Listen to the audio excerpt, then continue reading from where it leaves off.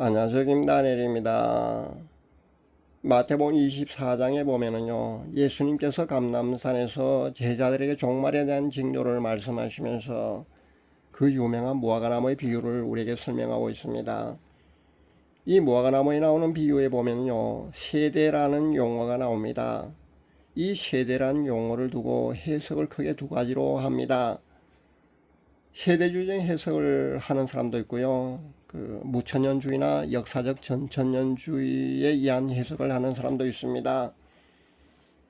아직도 많은 보수 교단에서는요, 후자인 무천년주의나 역사적 전천년주의를 고집하고 있습니다.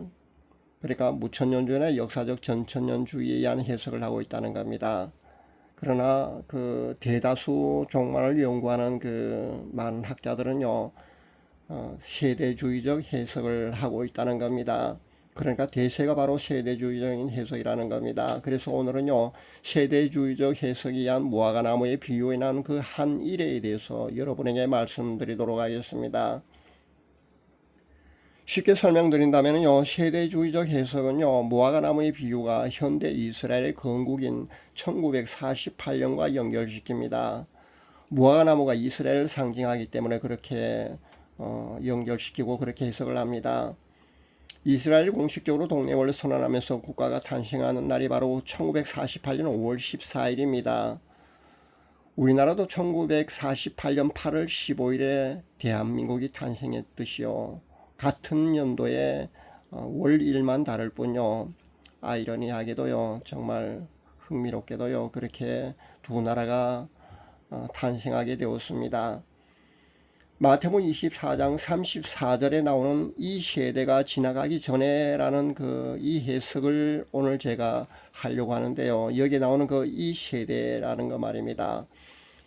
이 세대가 지나가기 전에 예수님이 오신다는 것이거든요. 바로 여기에 대한 해석을 여러분과 함께 해보도록 하겠습니다.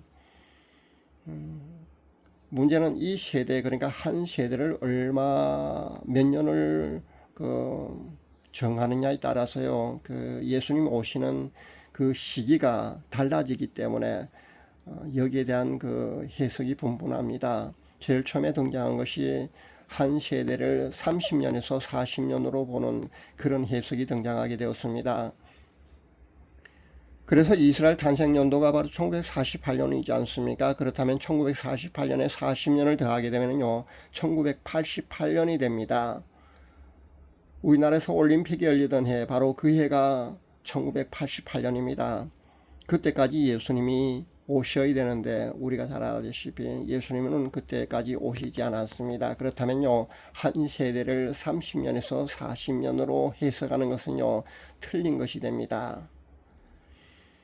그리고 두 번째로 등장한 게 바로 한 세대를 70년에서 80년으로 해석하는 그런 견해가 등장하게 되었습니다. 근거로는요, 시편 90편 바로 10절입니다. 제가 시편 90편 10절 말씀을요, 여러분에게 봉독해 드리겠습니다. 우리의 연수가 70이요 강건하면 80이라도 그 연수의 자랑은 수고와 슬픔뿐이요 신속히 가니 우리가 날아가나이다. 바로 이 구절에 근거를 하고 있습니다.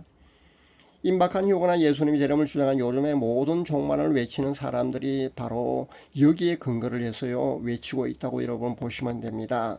근데 70년은 벌써 지났지 않습니까? 그러다 보니까요 80년으로 다시 거기에 맞춰서 그렇게 해석을 하고 있는 것 같습니다. 최근에 보니까 제가 우연히 발견했는데 주의 손 TV 그 채널을 보니까요 지금이 바로 7년 환란 중에 전 3년 반이 끝나는 시점이라고 아예 대놓고 그렇게 외치고 있는 것을 보았습니다. 아마 이분은요 쉐미타 사이클하고요 이스라엘 독립, 그러니까 무화과나무 비유는 80년을 한 세대로 그렇게 생각을 해서요 두 개를 그렇게 대입시켜서 아마 대조한 하고 난 후에 아마 계산을 해보면요 아마 이런 계산이 나올 줄 압니다. 그래서 아마 지금이 아마 그런 시점이라고 아마 그렇게 외치고 있는 것 같던데요. 저도 쉐미타 사이클하고요 현 국제 정세하고 무화과나무의 비유에 난 한 세대가 80년으로 본다면은요, 그럴 수도 있다는 그런 가능성을 보고 아직도 여전히 지켜보고 있다는 점을 여러분에게 말씀드립니다. 그렇게 본다면은요, 3년 정도가 남았지 않습니까? 예수님이 오시기는 그 휴거되는 그 시점 말입니다. 물론 80년 되려면은요, 2028년 그 5월 14일입니다. 물론 그때까지 최종적으로 제가 더 기다려 보아야 될 줄 압니다. 그러나 한 세대를 80년으로 보는 것은 맞지 않을 것 같습니다. 왜냐하면요, 지금이 7년 환란 기간이 아니기 때문입니다. 쉐미타 사이클에 의하면요, 2029년까지, 그러니까 2029년까지가 그 한 주기가 되지 않습니까? 그렇다면요, 그때까지 더 지켜보아야 될 줄 압니다. 만약에 그때까지요, 7년 환란이 일어나지 않는다면요, 한 세대는 80년이 아니라 100년으로 보는 것이 아마 더 타당하지 않을까, 저는 그런 생각도 해봅니다. 여기서 한 세대를 100년으로 보는 근거로는요, 아브라함 시대 한 세대를 80년이 아니라 바로 100년으로 보았다는 겁니다. 창세기 15장에 보시면은요, 거기에 보면 여호와 하나님께서 아브라함하고 직접 말씀하는 그런 내용이 나옵니다. 물론 노아 시대의 한 세대는요, 창세기 6장 3절에 의하면요, 바로 120년입니다. 그러나 120년요, 쉐미타 사이클하고 대조해 보면요, 사실 조금 맞지 않습니다. 그래서 100년이 더 맞다고 보시면 됩니다. 왜냐하면요, 쉐미타 사이클하고 대조를 해보면요, 한 세대를 100년으로 보는 것이 왜 타당성에 좀 더 가까우냐 하면요, 쉐미타 사이클의 그 7년을 7번 더해지면 49년이 되지 않습니까? 49년이 지나고 그 다음해가 바로 50년 되는 해에 바로 희년이 찾아오거든, 희년. 그러니까 50년 희년 두 번이 더해지면 바로 100년이 됩니다. 그러니까 하나님께서는요, 쉐미타 사이클처럼 말입니다. 역사를 운행하실 때 7년 뭐 7주 뭐 이런 7이라는 숫자가 굉장히 중요하거든요. 그런 근거에 의해서 아마 그 120년으로 보기보다는요, 80년으로 보기보다는요, 100년으로 보는 것이 아마 더 타당하지 않을까, 저는 그런 생각을 해봅니다. 그래서 희년이 두 번째 되게 되면 그 100년이 되지 않습니까? 그래서 한 세대를 100년으로 보는 것이 더 맞지 않을까, 저는 그런 생각을 해봅니다. 제가 그 한 세대를 3, 40년도 아니고 7, 80년도 아니고 말입니다. 100년으로 보는 것이 더 타당하지 않을까, 그런 생각을 해본다고 하는 것은요, 바로 이런 근거에서 그런 말씀은, 그런 생각을 한다는 겁니다.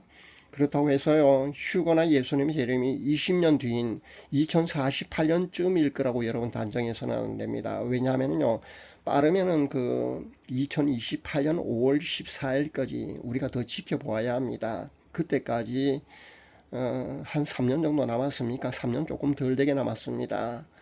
그때까지도 예수님이 오실 수 있다는 가정하에 한 번 더 지켜보아야 될 줄 압니다. 만약에 말입니다, 휴거가 한 세대가 80년이고요, 환란 전 휴거가 맞다면은요, 2029년에 그 만약에 그 7년 환란이 시작된다면요, 환란 전 휴거가 맞다면은요, 2028년 5월 14일까지도 우리가 한 번 더 지켜보는 것이 맞다는 생각을 해봅니다. 그때까지 한 3년 정도 조금 덜 남은 것 같은데요, 그때까지 우리가 좀 더 지켜봐야 될 줄 압니다. 그러나 제가 보기에는요, 한 세대를 70년에서 80년으로 보는 것은요, 타당성으로 본다면요, 100년으로 보는 것이 아마 더 타당하지 않을까, 저는 그런 생각을 해봅니다. 왜냐하면요, 현재 그 요한계시록에 그 기록된 것이 말입니다, 그 예언들이 성취되는 것을 본다면요, 7, 80년은 아닌 것 같아 보인다는 겁니다. 우리가 그 예수님의 재림을 볼 때 말입니다, 무화과나무 비유하고요, 그 요한계시록의 성취, 현 국제 정세 말입니다, 지켜보면서요, 얼만큼 요한계시록의 예언들이 성취되어 가고 있는가를 대조해 보아야 합니다. 그렇게 본다면요, 지금의 이 시점은요, 분명히 7년 환란이 아니라고 보는 것이 맞습니다. 그렇다면요, 70년에서 80년을 한 세대로 보는 것은요, 맞지 않다는 겁니다. 아마 100년이 더 맞을 가능성이 크다고 보시면 됩니다. 저는 그렇게 봅니다. 그러나 한 3년 정도는 아마 더 지켜보는 것이 맞지 않을까 저는 그렇게 생각을 합니다. 그래서 저도 한 3년 정도는 더 지켜보도록 하겠습니다. 한 세대가 80년이 아니고요. 100년이 만약에 맞다면요. 조금은 더 기간이 남을 수도 있다고 보시면 됩니다. 그렇다고 해서 여러분이 그 20년 이상 남았다고 그렇게 너무 단정 짓고요. 느슨하게 그 신부 준비해서는 안 된다는 말씀을 다시 한번 드립니다. 20년 정도 그 안에 언제든지 좀 더 빨리 오실 수도 있고요. 늦으면 20년 정도 늦을 수 있다고 그렇게 보셔야 되기 때문에 신부 준비에 그 여러분이 그 박차를 가하시고요. 신부 준비에 열중을 하셔야 되는데 그렇게 하지 않으시면 안 된다는 겁니다. 너무 느슨한 그런 신앙의 자세도요. 바람직하지 않다고 저는 생각합니다. 한 세대가 100년이라고 해도요. 20년 안에 그러니까 2048년 안에 언제든지 예수님이 오실 수도 있기 때문에요. 꼭 20년 뒤에 오신다는 그런 단언을 해서는 안 된다는 점을 제가 다시 한번 말씀드립니다. 오늘 하도 시한부 종말론자들이요. 그 휴거와 예수님의 재림이 올해일 거란 둥 그런 급박한 휴거에 대해서 하도 외치고 있었어요. 모아나무에 비유하는 그 한 세대에서 80년을 볼 것인지 말입니다. 100년을 볼 것인지 거기에 대해서 여러분과 함께 성경적인 근거를 가지고 이렇게 한번 말씀을 나누어 봅니다. 그러나 저 역시요. 한 세대가 80년일 수도 있다는 가정하에 한 3년 뒤까지 그러니까 3년 조금 덜 남았지 않습니까? 2028년 5월 14일까지는요, 3년이 조금 덜 남은 것 같습니다. 그때까지 좀 더 지켜봐야 될 줄 압니다. 그러나 제가 보기에는요, 요한계시록의 성취, 그러니까 예언의 성취로 본다면은요, 분명히 아닐 것 같아 보입니다. 그리고 우리가 말입니다. 종말로 살아가는 성도들의 자세는요, 급박한 시한부 종말론자들처럼 말입니다. 일상생활을 도외시한 채요. 예전에 그 다미성교의 성도들처럼 말입니다. 그런 자세로 살아가는 것은 바람직하지 않다는 점을 다시 한번 여러분에게 말씀드립니다. 우리 일상의 삶 속에서 살아가는 주님을 고대하면서요, 신부의 삶을 살아가야 합니다. 그것이 마땅한 신부의 자세라고 저는 생각합니다. 세계 정세나 요한계시록에 나오는 그 종말의 타임라인을 우리는 주의 깊게 지켜봐야 될 줄 압니다. 그렇게 세계 정세나 요한계시록에 나온 그 종말의 타임라인, 그 성취가 어떻게 되는가를 지켜보면서요. 주의 깊게 지켜보면서 순결한 신부의 삶을 살아가는 것이 무엇보다도 저는 중요하다는 그런 말씀을 여러분에게 드립니다. 시한부 종말론자들의 급박한 외침에 여러분 동요되지 마시기 바랍니다. 그리고 차분하게 신부 수업을 잘 하시길 바랍니다. 그렇게 시한부 종말론자들 급박한 외침에 여러분 동요되지 마시고요. 차분하게 신부 수업을 잘 하시는 그런 성도님들 다 되시기를 간절히 바랍니다. 감사합니다.